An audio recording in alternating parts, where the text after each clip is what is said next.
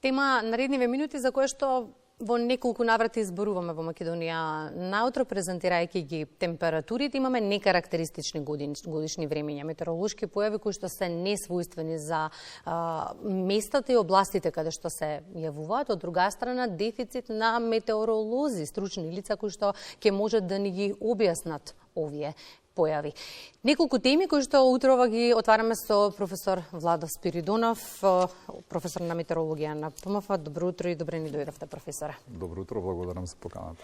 Јована еве утрова неколку пати не потсети дека имаме температури до 27-28 Целзиусов степен, пролет како годишно време, но овие температури не карактеристични за периодот од годината. Го зимаат климатските промени данокат? Ние во принцип се препишуваме на климатските промени, меѓутоа секоја сезона си има своја одлика. Значи, ако се сеќавате, минатата пролет беше доста влажна и постудена, ова е потопла. Тоа е дел од една поширока слика временска. Значи, времето не зависи сега како ќе биде сезоната од она еднозначна карактеристика над нас во едно поттесно подрачје, но напротив од некои глобални процеси кои се случуваат на целата планета во однос на загревањето, во однос на струењата, во односот на распределбата на притисокот и така натаму. За пустината Сахара знаеме дека таа е значајен извор на минерална прашина, низините честички се транспортираат на секаде. Брзо може да ја побараме таа нумеричка симулација која што имаме.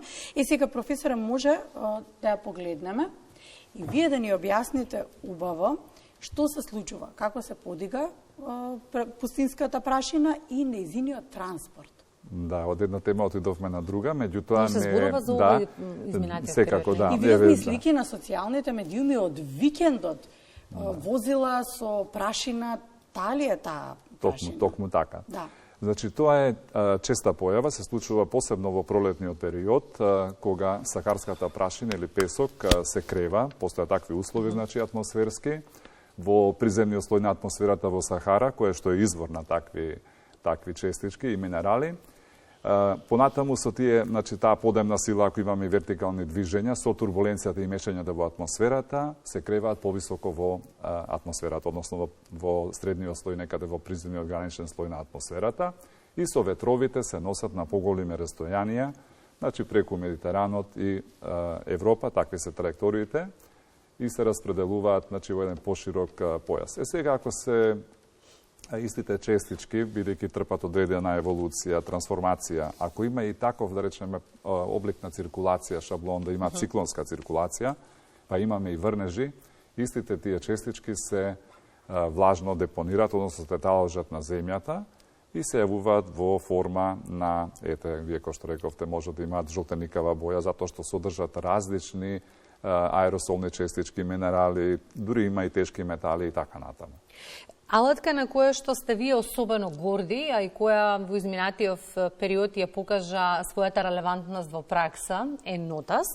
Она што мене ме интересира е дали НОТАС предвидува некакви промени на времето за периодов кој доаѓа. Да, би сакал да кажам дека НОТАС е навистина една софистицирана современа алатка за која што се прави современа платформа информатичка од страна на експерти на Финки, начело со деканот на Финки, и навистина таа ќе биде корисна за сите граѓани, за јавноста, па и они сите што сакаат да користат и владини институции и така натаму. Алатката е за најава на невреме. Таа не е алатка со која што може да речам среднорочно, односно долгорочно да се предвидува времето.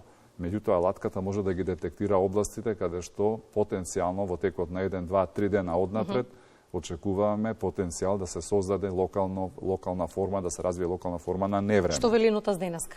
Денеска НОТАС јас пуштив, меѓутоа НОТАС денеска не покажува една чиста слика во знак на пролет и високи температури, така да нема никаква нема никаква нестабилност во атмосферата. И мора да споменеме дека сите невремиња кои што беа изминативе години во Скопје, НОТАС еден ден однапред ги најави. Оние кои што ги видоа беа подготвени. Токму така. НОТАС е, како што кажав, да не се повторувам, алатка која што може да се користи во глобални размери, значи на различни географски области и климатски карактеристики, па може и во тропските области, каде што имаме бурна конвекција, бурни грмотевични облаци, и навистина покажа не тоа што покажа заради нашето лично убедување дека покажува, напротив, алатката има неколку научни трудови објавени во светски часописи и истата е верифицирана низ бројни експериментални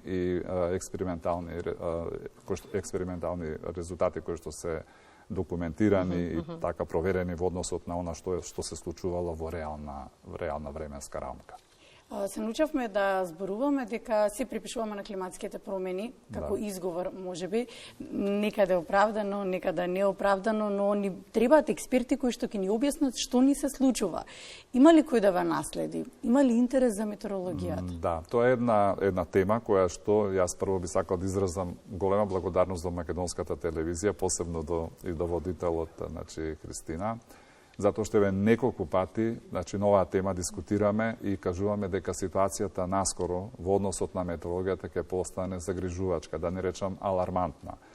Затоа апел до идната влада дека навистина метеорологијата е суштинска гранка во денешно време, ги споменавте климатските промени.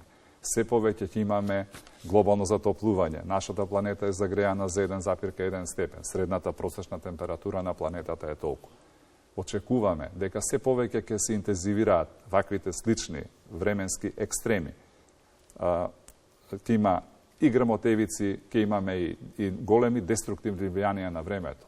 Така да навистина ќе нема кој да не извести во времето, затоа што ситуацијата е драматична, бидејќи само за 2-3 години голем дел од кадарот, од метеоролошки кадар, ќе заменат во пензија. Има неколку невработени метеоролози кои што неколку години чекаат да се вработат, а треба и да се создава нов кадар на природно-математичкиот факултет.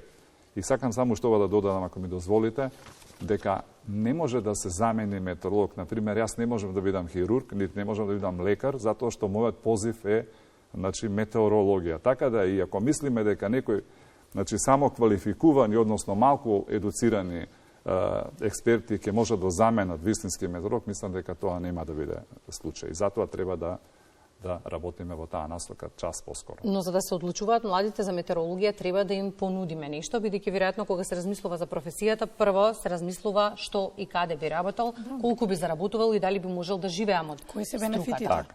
Значи, јас кажав дел од тоа дека штом има дефицит на кадри, на вистина ќе има голема потреба, не само од делот на дипломирани метеоролози, напротив и нашиот наблюдувачки систем, иако е автоматизиран во голема мера, не може таа автоматизација да го замени, значи, она учество на самиот наблюдувач, кој што треба да и визуелно да ја согледа атмосферата, да изврши мониторинг, наблюдување на атмосферските појави и процеси, да направи извештај во својот дневник покрај на автоматизација. Сакам да кажам, каде би се вработил? Бидејќи метеорологијата е интердисциплинарна наука, таа, значи, има примена во сите сегменти на општественото и економско живење, значи, во нашата држава. Дали во Министерството за животна средина, дали во Министерството за транспорт и врски, во Министерството за здравство, во други институции, управата да не ја споменам, исто така на аеродромот во Скопје, ќе има дефицит од кадри. Исплатливо ли е во други институции да се работи метеорологија? Верувајте, сега таква е ситуацијата и навистина е таму примамливо да се вработат млади не само од областа на метеорологија и од други дисциплини. Меѓутоа ќе се сменат времињата, ние сме на прагот, еве се отвараат хоризонти за влез во Европска унија. Ќе има се повеќе потреба, значи, во сите институции да се вработуваат такви кадри. На менување на времињата, но колку државата има слух, има ли интерес, не знам, да стипендира млади за да станат метеоролози? Да, токму тоа сакав да кажам, дека бидејќи оваа дисциплина, значи јас сум на природно-математичкиот факултет, каде што има 6 институти, тоа дискутираше деканот, јас случајно ја затеков емисијата, прекрасна емисија. Навистина, ние апелираме, вршиме промоција на сите институти, бидејќи тука се изучуваат фундаментални науки. Институтот за физика е еден од нив, навистина еден од најактивните институти во смисол на научната остварувачка дејност низ години и традиција, така да интересот ќе биде голем затоа што се стипендираат, значи во првите 2 години студентите добиваат по еднозначна некоја вредна сума од 18 или 16.000, не ме држите за збор, за поддршка на нивното стипендирање. Меѓутоа јас зборувам за еден систематизиран пристап во кој што со ваков апел, со ваква една, да речеме, иницијатива, да може повеќе млади да се запишат на прв циклус студии, значи додипломски студии, и понатаму да едноставно да го завршат своето образование, тие веднаш ќе најдат вработување затоа што се отвараат вратите на не само на онаа матична институција која што е, меѓутоа и на други институти. И дополнително, само ако дозволите, имаме нова студиска програма за втор циклус студии која што трае само 1 година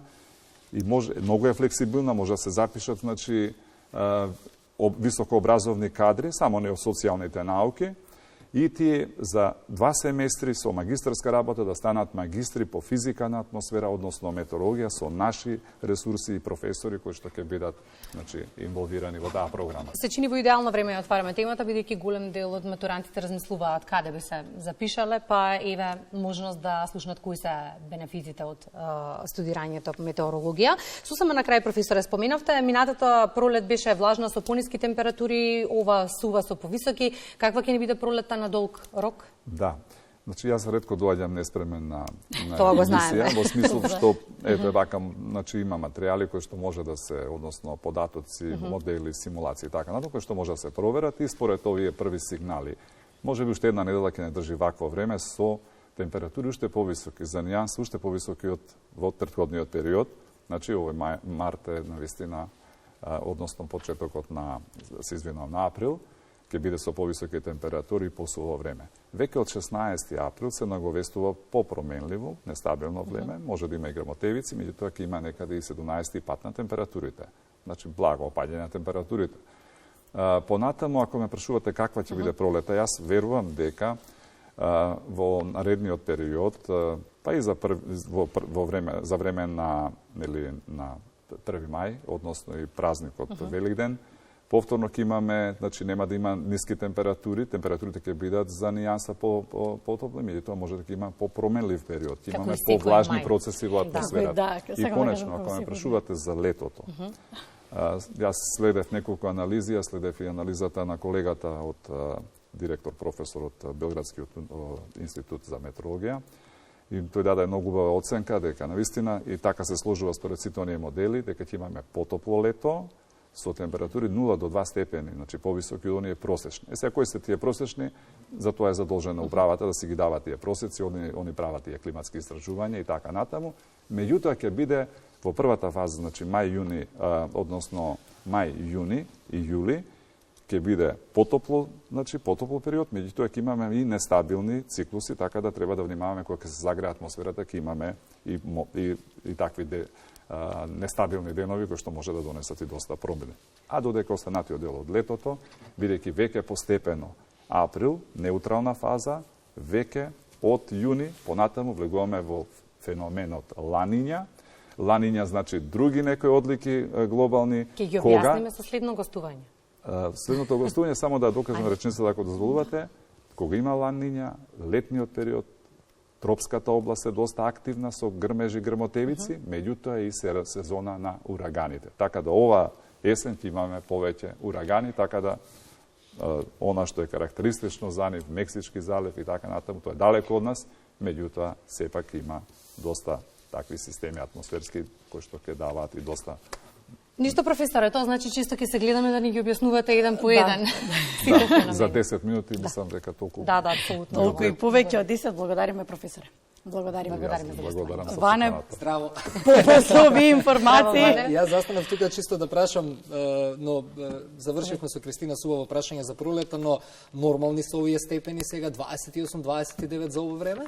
Па да, во принцип е невообичаено, меѓутоа тоа се осцилации, така оперира климатскиот систем.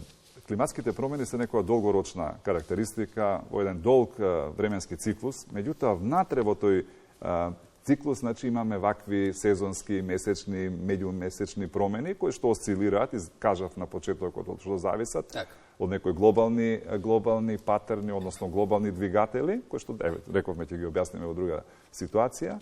Меѓутоа, тоа не значи дека пролета нема да си го заземе својот тек. Сега е таква ситуацијата, меѓутоа постепено, јас мислам дека нас не ни се угодува. Ако сакаме или топло или ладно, некој што сакаме. Ако биде поладна, ќе прашавме професоре зошто вакви ладни температури на пролет. За земјоделците не е ова баш убава слика, ама ќе се подобри. Ви благодарам многу за гостувањето. Јас